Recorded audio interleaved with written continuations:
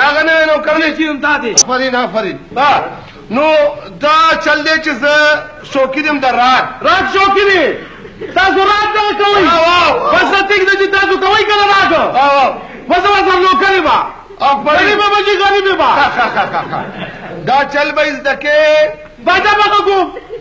باچا به م غږي او راګ به یې زده کې راګ به دې زده کو به نو زه به څنګه زده کوم چل لکه خیمه تنخواه دې شوه 3000 روپۍ به راکړه به نوکر به زه او نوکر شوې بس شو به یې به زه اوس په مثال زه تاته وایم پاس اوبه راواله یو خو نه په راګ کې به پاسي راګ کې به پاسه داسې خو دېش څه کلو پوره اوس راګ کې خو زه ته یم چې